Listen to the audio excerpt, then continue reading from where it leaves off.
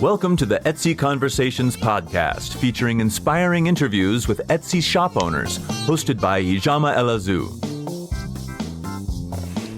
Hi, and welcome to this week's episode of the Etsy Conversations podcast. I'm your host, Ijama, and I thank you for joining me for another episode. This week, my guest is Renee.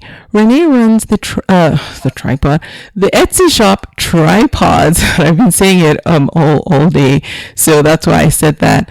Renee, thank you so much for being my guest, and welcome to the podcast.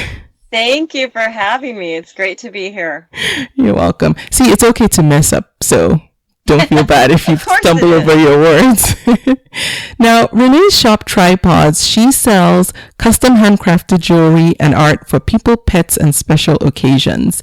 And you've been selling on Etsy since 2010. But before we jump right into the conversation, can you just give us a little bit of background about yourself? Sure. My passion is making jewelry, pet themed jewelry for people. And I do make jewelry for pets as well. I'm a freelance writer for the RV and travel industry. And I run a community called Tripawds.com along with my husband, Jim Nelson. Thank you. And I'm going to have a link not just to Renee's Etsy shop, but also to Tripawds, and we're going to talk more about that in our conversation.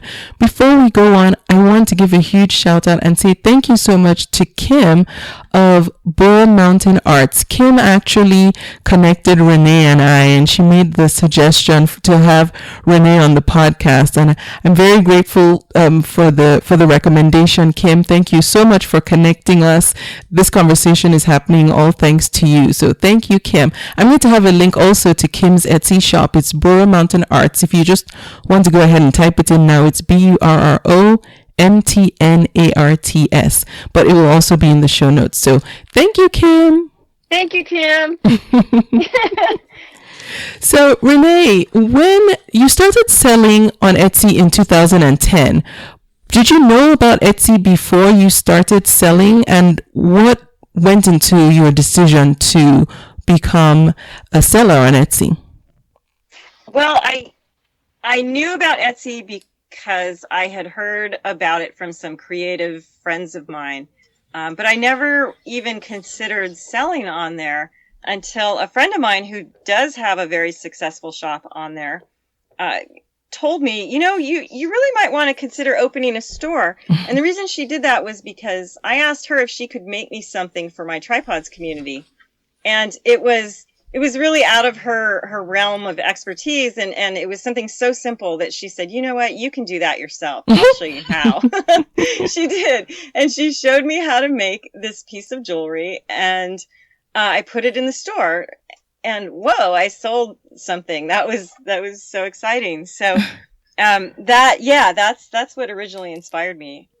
Do you remember how soon after you made it and listed it that it sold? Oh gosh. It wasn't very long. Maybe a week, 2 weeks, maybe. Wow. Yeah. I have to say though that because I have my Tripawds community already there, that it was relatively easy for me to reach out to them. So I don't want to give people these crazy, expectations. But yeah, it was pretty easy for me at that point. So basically you're saying if you list it, they will come if they're already there. Yeah, exactly. It's a lot easier that way if you already have a built-in audience. So let's talk about that. Let's talk about the Tripawds community that you already had and were able to market to immediately, because I think that's something we haven't really talked too much about, is selling on Etsy as an adjunct to something you're already doing and making it an additional revenue stream. So what's the Tripawds community all about? So the Tripawds community is an animal amputee support community. When somebody has a cat or dog that's going to lose a leg, it's pretty traumatic for the pet parent. And they go to the web and they look for some kind of help, some kind of confirmation that what they're feeling is totally normal. Yes, I'm worried about my dog or my cat. How are they going to live on 3 legs? So we're there to support them with information, videos. We have a 10,000 plus member community that is there to help and show them that they've been on that same path and they made it, and so can other people. And what was the inspiration behind you forming this community? Well, it was my dog, Jerry. Jerry was a German Shepherd mix who got diagnosed with bone cancer on his front left leg. And when doctors told us that his leg had to come off in order to give him a better quality of life, my husband and I were just stunned. We had no idea that a dog could get cancer or that they could even be happy on 3 legs. And we started blogging about it. And once we started getting a lot of comments from people, we thought, whoa, we don't have all the answers. We're just 2 people with one type of cancer. So Jim put in discussion forums, and that's when things got really busy in our community, and people started joining because their dog or cat was dealing with a similar or the same kind of cancer. Wow. And so right now, what resources can people get from the Tripawds community in addition to a forum that has other people who are going through similar experiences with their own pets? What other resources are available to people? Oh my gosh. Where do I begin? We started out with discussion forums. We added a chat room.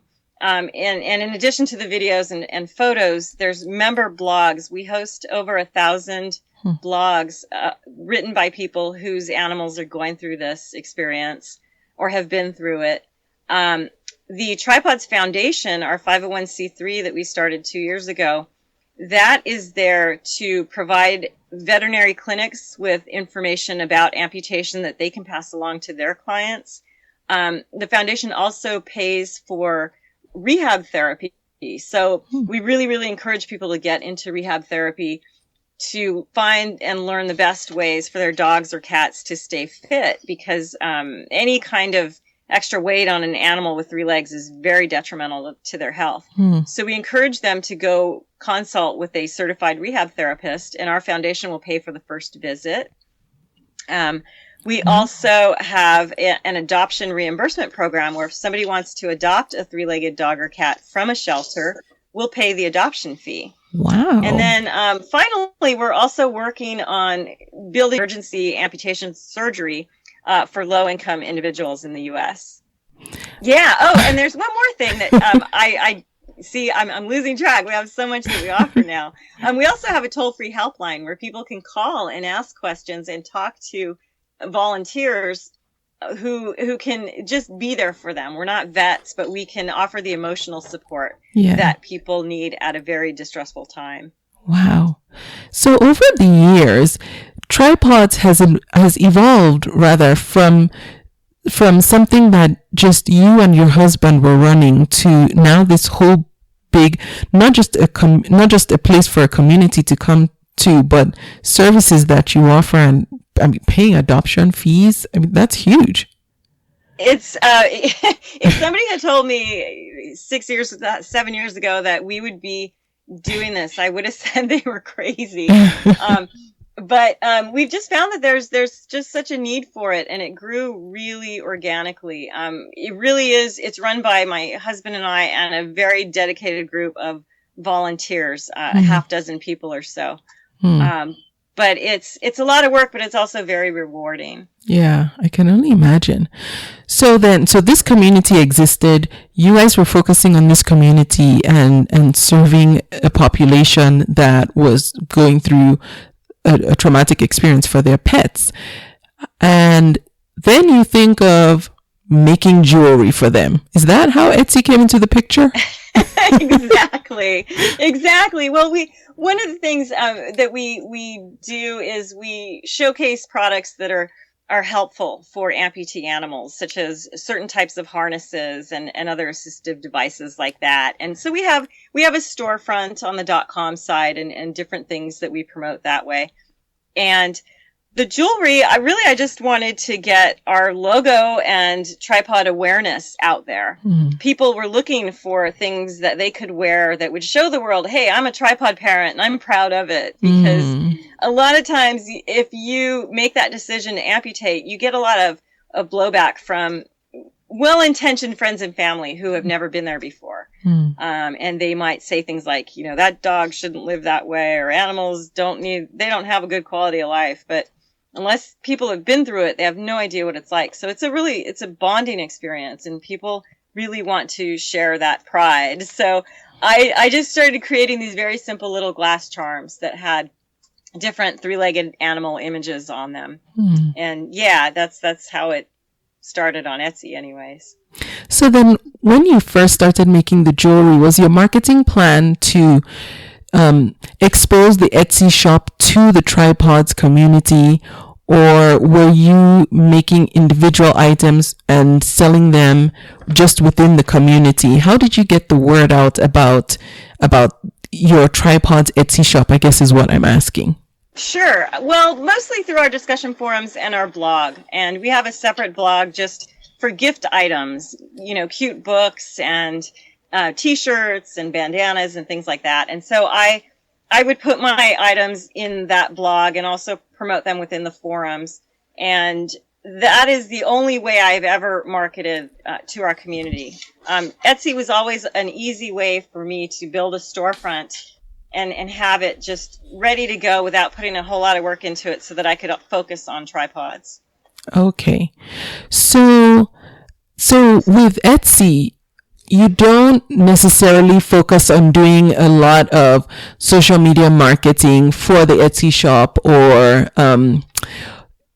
promoted ads or promoted listings for the Etsy shop, because it's more of a, what's the word? I don't know if addendum is the right word, but it's part of the larger picture of what your real focus is.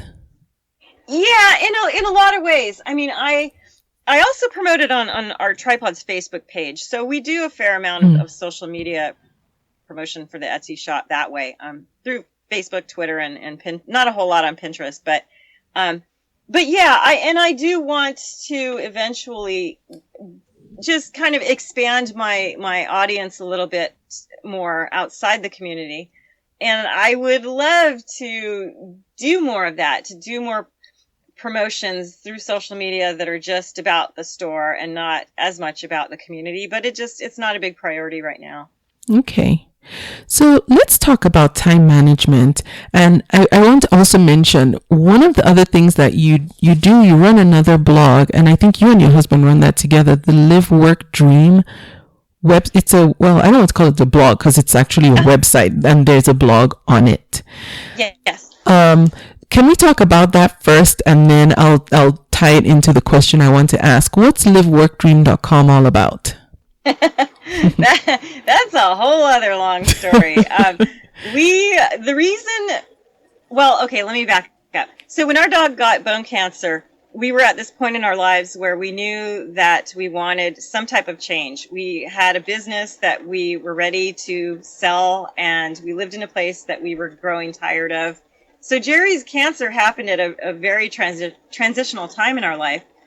We decided to give him a really great farewell because doctors predicted he would only live about 6 months. We decided to sell our business, sell our home, buy an RV, and travel with Jerry until the end, until he could no longer be happy because of the cancer. Thinking we only had 6 months, maybe a year, we did that. And when we started traveling, we started liveworkdream.com. Let me back up. That actually started because we were trying to sell our business and our home, and we promoted it that way through liveworkdream.com. It was actually a stealth website to promote our business and home sale, and we did, and we sold it that way. Wow. So we turned it into a travel blog when we started traveling with Jerry, and that is now a complete documentation of our travels, thoughts about where we've been. It's a very informal place for us to just kind of gather our thoughts about this whole other side of our life. And are you and Jim still RVing right now? Yeah. So Jerry really defied all of the odds. He ended up living when we were only supposed to be gone a year. We just said, let's take a road trip for a year. Jerry's probably not going to make it past that. Let's figure out what we're going to do, what we want to be when we grow up. So when Jerry kept thriving, we said, well, why do we need to stop? Let's figure out a way to make a living and do this, because we really enjoyed it. We had no idea we would like it so much. So yes, to answer your question, we are still doing it 9 years later. We full-time RV, we live in our RV and kind of chase good weather around the country. Yeah, I was going to ask, how do you pick where you're going to go next? Well, I have to be honest. We're pretty biased towards the western states, only because it's easy. The roads are bigger. It's cheaper to camp out here, and we just like it. The population density is so much lower than when you go east of the Mississippi. Yeah. So we generally stay in the west somewhere, and it's just kind of, follow the good weather. That's what we like to do. So Renee, I'm so fascinated with you running a business from the road, because I know so many of us dream about just living footloose and fancy free, which, it's not to say that you're not doing anything, because obviously you're doing so much. But how do you run an e-commerce business? Because I would think, it makes sense if you run a business that's online. So let's say a blog and you do affiliate marketing and all whatnot through your blog. Mm-hmm. But then you have a business where you're making a physical product that you need to ship to customers when they buy it. So how does that all work?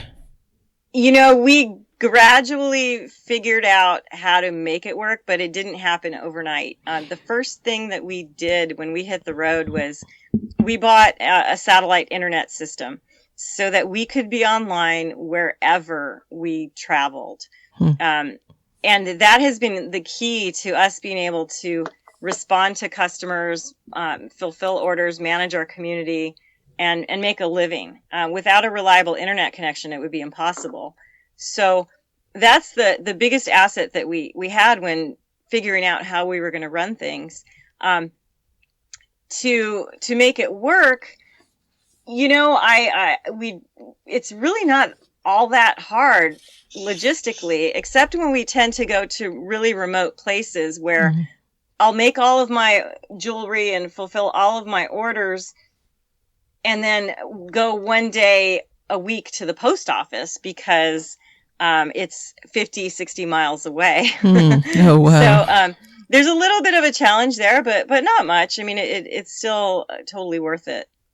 So before you get to a new place, do you always have to take those logistics into account? Like, how close will you be to a post office or a UPS store if not a post office? Sometimes, because for the other half of what I do is I'm a freelance writer, and if somebody is going to send me something for an article, I need to be able to get mail. And so I tend to pick an RV park in a place where I know they'll be happy to receive my FedEx or UPS packages, that kind of thing. It's not that bad because there's very few places in this country where you're not within at least a half-hour drive of a post office. It's limited our international travel because we'd really like to go to Mexico, but there is no way I could fulfill orders on a regular basis from down there at this point, as it would be too challenging for me right now. I think if somebody can figure out how to do it, I'm guessing you guys will someday. Thanks. I'll let you know. Yeah. Now, how about your studio where you create the items and receiving supplies to make the items? How does that work when you're out on the road? Well, I owe it all to my husband. He's making this really adorable face right now because he's gloating. Oh, he's right there. So we started out RVing with Jerry in a 24-foot fifth wheel trailer. And if you know anything about RVing, 24-foot is okay for short trips, but it is not all that comfortable for full-time living. Mm-hmm. It's very small. Mm-hmm. And so we lived in that for 7 years, and we made it work. I would take my materials out, put them on the dining room table, fulfill orders, and it was a real pain in the butt for as business got busier. Mm-hmm. So I nagged Jim enough where he got to the point where he said, "Fine, we'll look for a bigger RV." And we ended up in 2010. We ended up finding the perfect RV, which has a bunkhouse in the back with 2 bunk beds. And Jim took the bunk beds out and built me a workstation back there with Whoa. storage and everything, so that I have a really comfortable place to work and I don't have to put everything away for dinner. Oh, right. Yeah. Yeah. Wow. That is innovative, I have to say. It really works. The only thing is we tend not to stay in RV parks because I do a lot of metal work, and pounding metal in an RV park with your neighbor, 20 feet away is not a nice thing to do. Yeah. Okay. Yeah, no, I don't know much about RVs. I've seen them, but that's about the extent of what I know about them. So pardon me if I ask you some dumb questions about RVing. And one of the things that I know that you and Jim do is you also are a resource for people who want to transition into the RV lifestyle.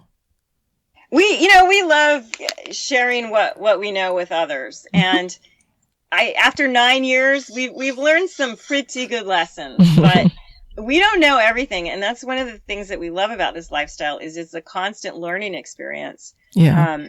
There are so many benefits to it, and a lot of people want to do it, but they're afraid to do it. So, we're always happy to share what we know and what we've been through. Nice. But everybody's different. So we don't have the answers, really. I mean, we try to be there for people. Do you envision a day when you'll get off the road and settle back into a house without wheels? I don't even, it does not even cross my mind that, I mean, we actually, we have a little cabin in Colorado that right now is under a lot of snow. When we go there, we get bored after about 2 months. And so, which is perfect because that's about how long summer lasts up there at 9,000 feet in the mountains. Oh. It's okay. Okay. It's okay. Sorry about that. All right. That was a carbon monoxide. What was that now, Renee? It was a CO2 detector, meaning that it thinks there's a leak somewhere, a propane leak in our RV, but there isn't, and it's defective, and we need to fix it. So that's one of the things about RVing is things are always breaking when your house moves down the road. It's no big deal, but sorry about that. Oh no, that's okay. I like that happened. Then we learned something about RV. Hey, I didn't know anything, so I'm learning. So basically right now being on the road, this is working for you guys. Yeah, absolutely. I mean, it's Jim, myself, and our dog Wyatt, and we love it. We love it. I can't ever envision. I mean, maybe when I'm really old, I know there's going to come a time when we shouldn't be on the road. So at that point, we think about what we'll do then. But right now, we love this too much to consider anything else. Nice. So let's talk about how you manage your time. What does a typical day look like for you? And not just with what you do related to Etsy, because what you do is bigger than Etsy. It's a part of that. So what does a typical day look like for you? Well, I usually start by checking in with our community. We moderate all of our brand new members, and people join every day, and we moderate those because, we get spammers occasionally and things like that. So the first half of my day is just kind of managing the community, checking in on any orders that come in through the community for things like dog harnesses, and just kind of tying up loose ends. I tend to wait to do my Etsy work, which I love. I mean, that's like my passion. But I tend to hold off on that until I can dedicate at least 2 solid days a week to just doing that. Because once I start, I hate to stop. Yeah. So unlike being on the computer where you're constantly multitasking and jumping around, which is what I do most of the day, I just like to settle into my metalwork and take it from there for a couple days a week. Okay.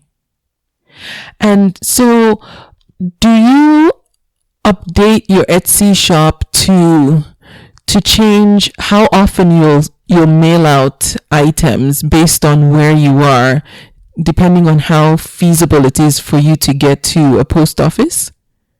No, that's never really even entered my radar. I haven't even thought about it that way. And I know there's so much more to know about managing an Etsy store than I know about. I know people do it much better and more efficiently than I do, but I haven't figured that out yet.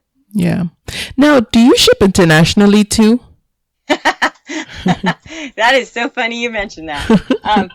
So just today, I learned a really great lesson. Ooh, what? Oh my gosh. I knew way back there in the back of my brain that international shipping rates had gone up in January earlier. They sure did, yes. Yeah, and I wasn't paying attention because I was just kind of recovering from all of the holiday stuff. Well, I don't ship internationally that often, so today, I went to go ship something and found out that it was about 3 times more than I had estimated on my store. Oh, no. And I went, oh my God, I almost fell over. I lost so much money on that little tiny piece of jewelry. It's okay. It's a lesson learned. I call it a stupid tax. And that's the way it goes. And now I have a big job ahead of me to figure out what I'm going to do about all of that, the international shipping stuff. Yep. So did you basically end up giving them they basically got it for free. Well, not for free. You know what I'm saying, right? Oh, yeah. No, I even hesitated because I said, I could go put this in a smaller envelope and it would flow, it would fit, everything. It would probably be cheaper to send. But when I ship my orders, I like to include a little dog treat and a handwritten thank you note, and I put it in a little gift bag. So I put it in a bubble wrap mailer, and it was a lot bulkier than it needed to be. And I was really tempted to go home and take it out and put it in a flat envelope so the shipping would be a lot less. But I said, no, you know what? They don't deserve that. It's my fault. So I sent it the way it was and bit the bullet. Yeah. Well, now you know. Oh, God. Do I? One other thing I want to mention, because Etsy is not your only source of income, and unlike most other people who sell on Etsy and might work a day job, you have other sources of income, but you don't go to an office. Can we talk a little bit about what else you're doing? Yeah, so one of the ways that we recommend people make this lifestyle work for them, if they're not retired and they don't have a pension or some kind of, retirement income like that, is you've got to have multiple revenue streams. You've got to have different ways to make money, because, and we, it's like that for anything really these days. I mean, nothing's a given. And if you do one line of work, that could dry up and go away next week. So we decided long ago that we would have at least a few different revenue streams coming in. So one of them for me is I'm a freelance writer, and I write about RVing because it's what I know best, RVing and pets. And that is one thing I do. I do a lot of that, and I have a bunch of different clients. And some days managing that is really hairy. I love it. And at the same time, I just go, oh my gosh, what have I gotten myself into? Because I have so many deadlines now. And then my jewelry making, tends to get pushed to the bottom because it's not quite as time sensitive as some things. Right. Which I hate, because I would do that full time if I could totally support myself with that alone. So yeah, that's one thing that I do. And, there was something else, and I am totally spacing out. I'm sorry. The Amazon store. I know you have a store on the Live Work Dream website. Is that? Yeah. So we also do affiliate marketing through Live Work Dream. Okay. We wrote an ebook for Live Work Dream about earning a living on the road, and we have different affiliate marketing strategies for that. Different ebooks that we sell for people. We have an Amazon affiliate store there, and little things like that. But the real focus is on Tripawds, and the .com side is where we have a different store for selling dog products and cat products and nutrition supplies and things like that. Okay. And so, like Renee said, they do have an ebook that you can buy, and it's all about how to make an income anywhere. Actually, that's what it's called. That's exactly what it's called. Yep. Income Anywhere. And Renee, is it like current, like people can actually read it today and it's relevant today? Oh yeah, absolutely. It's through our Live Work Dream site. They'll see it there, and in that book they can learn about different ways to have an online storefront, different ways to work as a marketing representative for different companies. We have a lot of different strategies that we put in there. The other thing that we really focus on is something called work camping. And if you've RV'd for any length of time, you get really familiar with it. And what that is let's say you go to a campground and there's a host there, and you see the host and they're helping people check into their sites and, making sure things are tidy. And those people actually, a lot of times they're trading their time for free rent for a campsite somewhere. Oh. And so work camping is something that we also do. And that's what I was going to say earlier is we do that as well during the summer. And that's a really viable way to lower your expenses. It's not really a way to make a living, but it's a way to lower your expenses while you're on the road. And I'm glad you mentioned that, lowering expenses versus earning an income. Because depending on how you do things, that's another way to go is, if your income is at a certain level, then spend less and figure out ways to spend less. Absolutely. And our biggest thing that we tell people is you cannot do this lifestyle and be in debt or be over your head in debt, because it doesn't work. It's too unpredictable sometimes. And so we stay out of debt and we keep our expenses really low. It's not, we're not living, eating ramen noodles every night, but we're just very conscientious because we don't ever want to be in debt again. We used to be, and it was a really, really scary time. Yeah, I hear you. Okay, Renee doesn't know I'm going to say this, but what I want to do is, because I know that a lot of people who sell on Etsy are also thinking of ways to become financially independent or develop additional income streams. Perhaps they stay at home, or they work at home, or they want to stay at home with kids, or just get extra income. So what I'm going to work with Renee off the air on this, but I think I want to do another giveaway. I haven't done one in a long time, but I think I want to do a giveaway for Renee and Jim's book, Income Anywhere, for maybe a couple of people. We'll just have a random raffle drawing, and absolutely, I'll buy the books and then give them to whoever wins for free. So you don't need to buy the books, and we were more than happy to. No, okay. No, let's really, talk offline. On your show, thank you. We'll discuss offline, Renee. Okay. So let's talk about social media. How important is social media to what you do? Is it something that you focus on at all very much? It is extremely important no matter what you do. And I hate to say it because it is not my favorite thing to do. I am not a showy kind of person. I'm not a look at me kind of person. And my husband's the same way. But once we realize that that's the way of the world, that's where people are, and you can't fight that. So you might as well play the game. So what Jim does is he manages our Tripawds community and Live Work Dream Facebook presence, and I manage our Twitter presence, and we both chip in and do a little bit of Pinterest and a little bit of Instagram and things like that. it's a very crazy thing to juggle. Yeah. But there are ways to learn how to do it better. One of the ways we learned was through a group called Blogpaws, and they're all about social media for pet bloggers. Huh. Is that Blogpaws? Yes, it is. And anybody who has an interest in the pet industry and writes for them, they need to be in that space because it's a really, really helpful group. Okay, Blogpaws. I'll put a link to Blogpaws in the show notes as well, in case anyone wants to check it out. I know there are other people who make pet jewelry or animal themed jewelry. So would that be a good resource for them as well?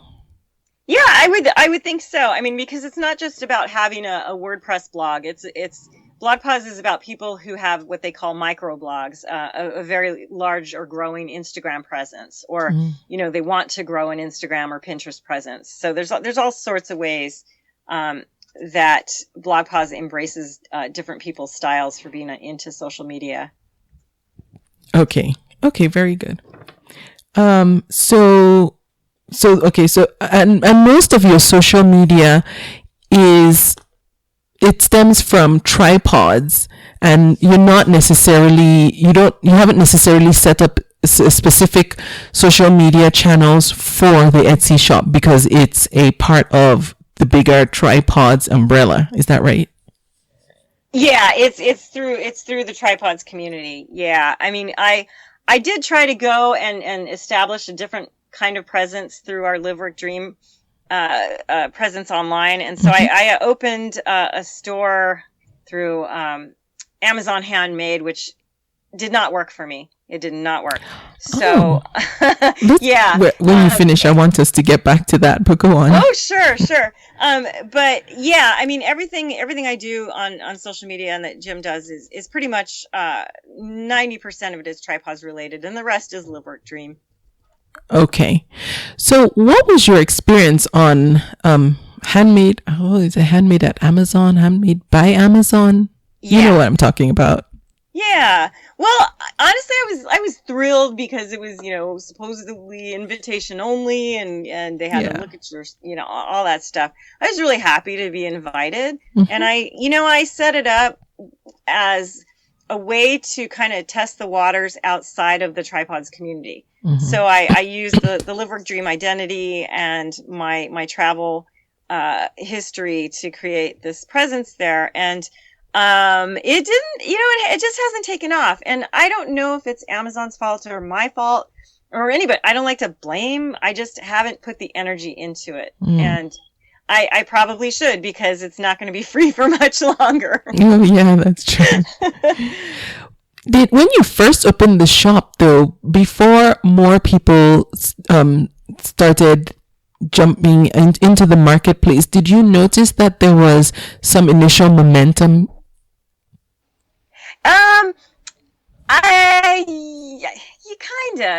Kind of. Only because I was telling friends and family about it at first, and through my own Live Work Dream connections. But yeah, I just I haven't seen the real momentum there. I still see a better return from my Etsy store. And one thing I wanted to say was I have never really measured how much of my Etsy customers are from Tripawds and how much are just find me organically. And I know I need to be better about researching that. But I honestly don't know. I know the vast majority are definitely Tripawds related. Yeah. Okay. And again, that's the benefit of having an existing community that you can easily market to. Yeah, definitely. And whether you have a very large one like we do, or you have your own blog where you've built up a presence and a connection with people who enjoy reading about what you're doing, it does make it much easier than to open an Etsy store and hope people are going to find you. Yeah.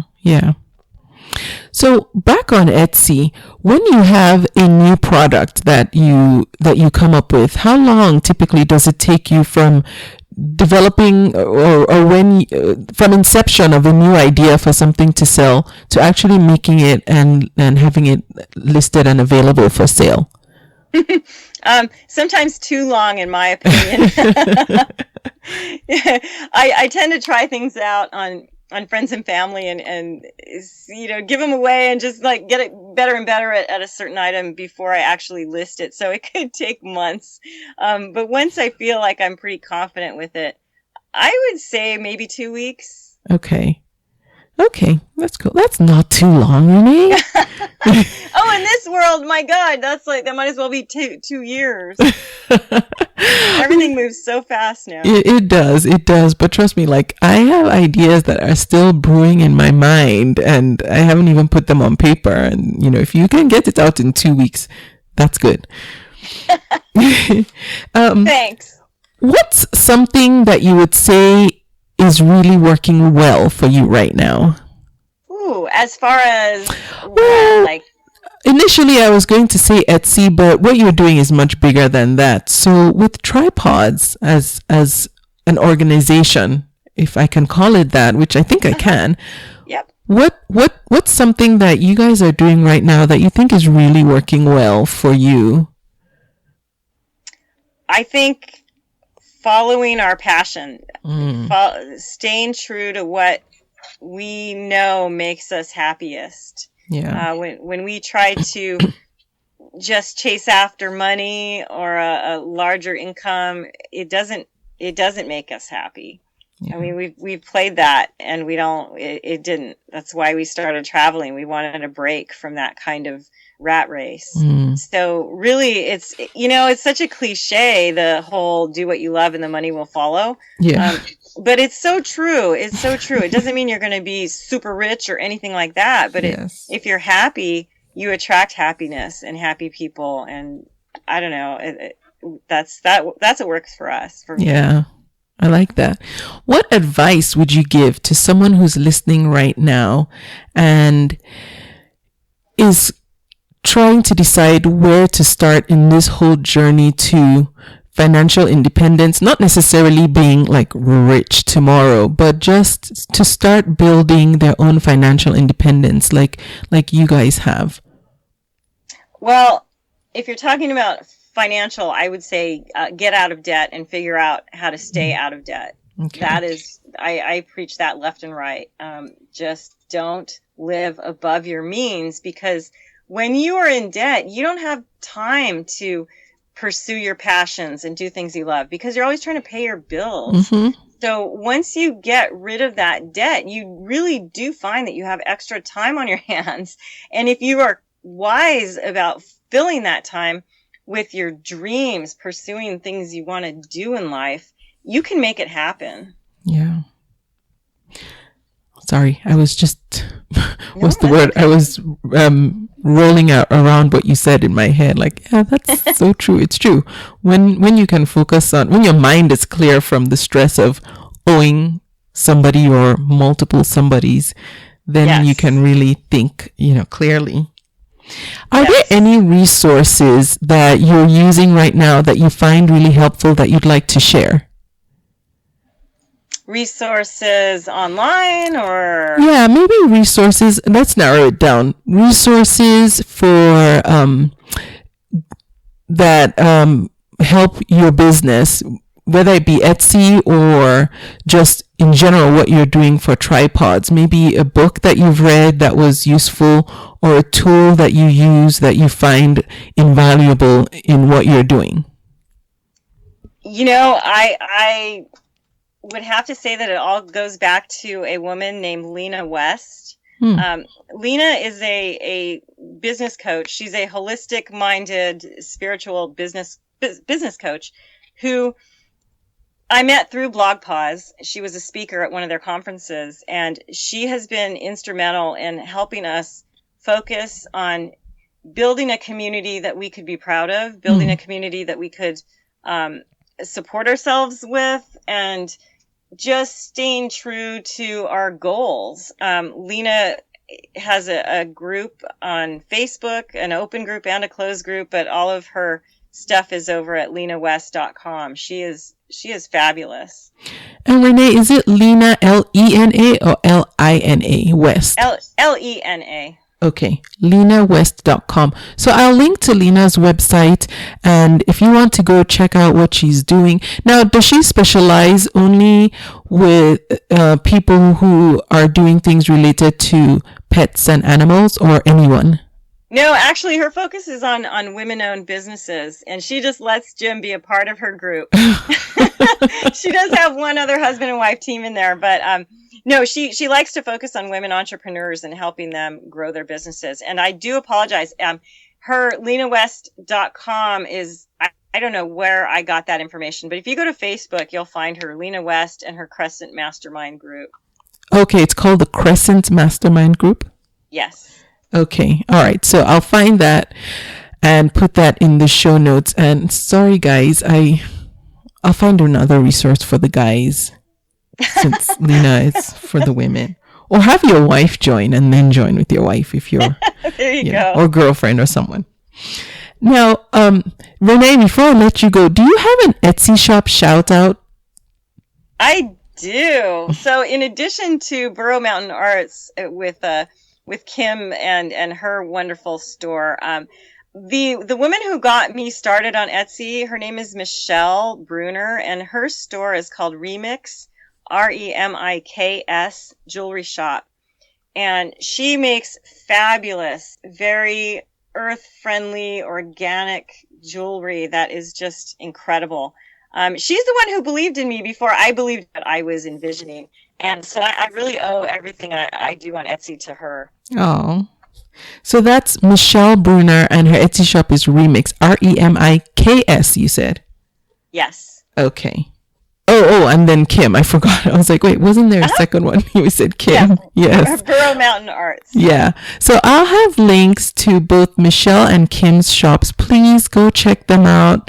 Look at what they're doing and let them know Renee sent you.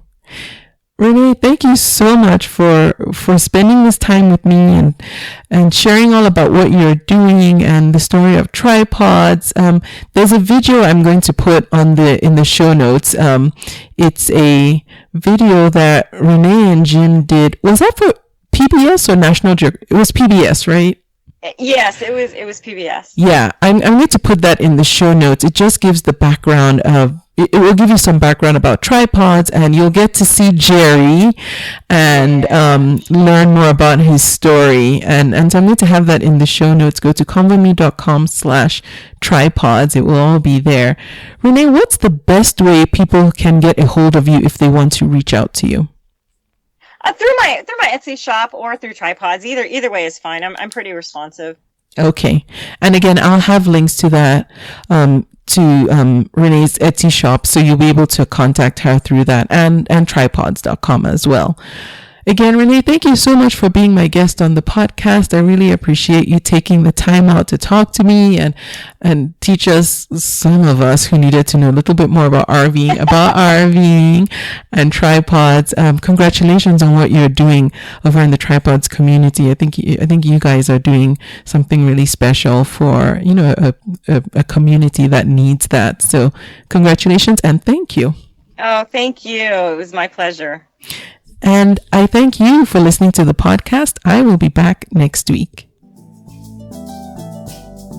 Thank you for listening. You can subscribe to the podcast in iTunes, and while you're there, please leave a review too. Visit convome.com to leave a comment or feedback on this episode.